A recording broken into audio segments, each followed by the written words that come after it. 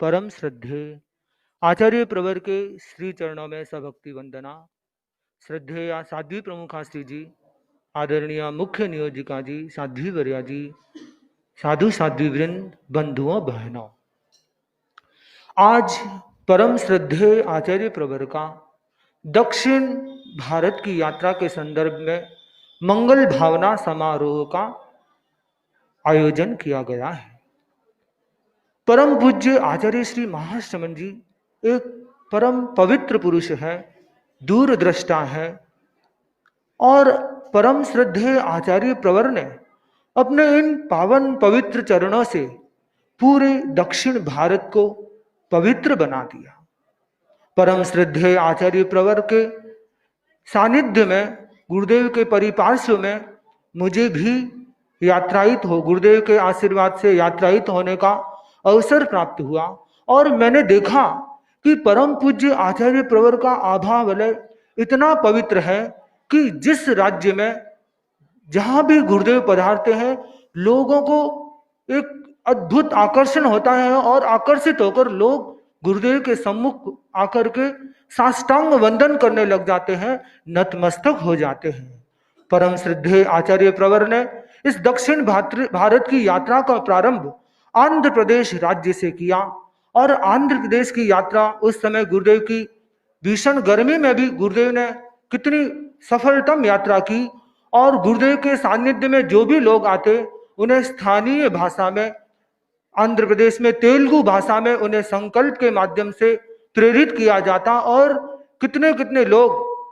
पूरे दक्षिण भारत में अपनी अपनी स्थानीय भाषाओं में उन्होंने परम श्रद्धेय आचार्य प्रवर से संकल्पों को स्वीकार किया।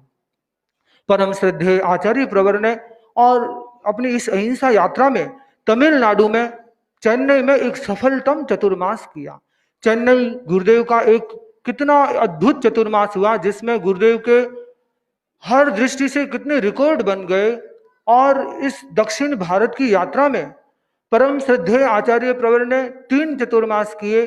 जिसमें चेन्नई, बेंगलोर और हैदराबाद तीनों चतुर्मास परम श्रद्धेय आचार्य प्रवर के ऐतिहासिक चतुर्मास रहे। और तपस्या के तो कितने कितने रिकॉर्ड बन गए। जहां चेन्नई में तपस्या मास खमन के नए रिकॉर्ड बने तो बेंगलोर में वो भी रिकॉर्ड टूट गए और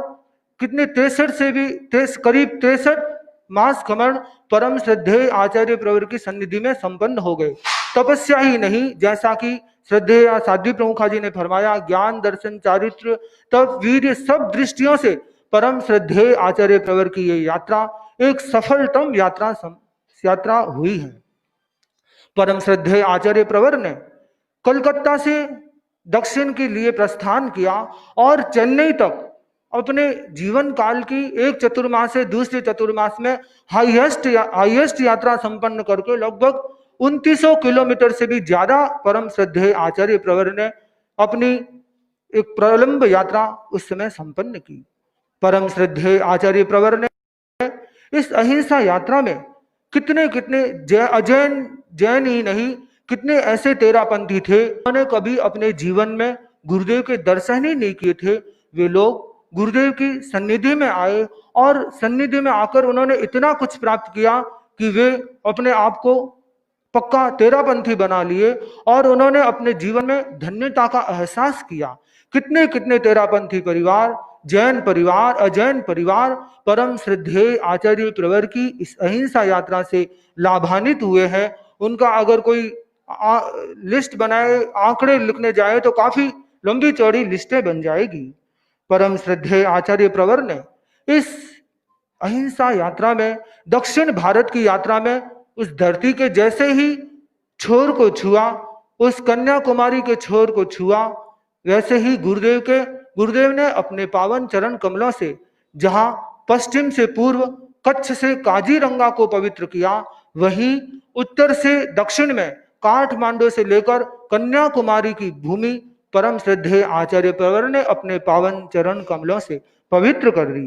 परम श्रद्धेय आचार्य प्रवर ने इस दक्षिण भारत की यात्रा में दक्षिण भारत के 6 राज्यों के सिवाय महाराष्ट्र की यात्रा भी संपन्न की और परम श्रद्धेय आचार्य प्रवर ने दक्षिण भारत में 3 चतुर्मास, 2 मर्यादा महोत्सव और 2 अक्षय तृतीया का आयोजन अक्षय तृतीया का महोत्सव दक्षिण भारत को प्रदान किया, जिसमें लोगों ने अपने जीवन को परम श्रद्धेय आचार्य प्रवर के आभा मंडल में अपने आप को पवित्र किया। ये दक्षिण भारत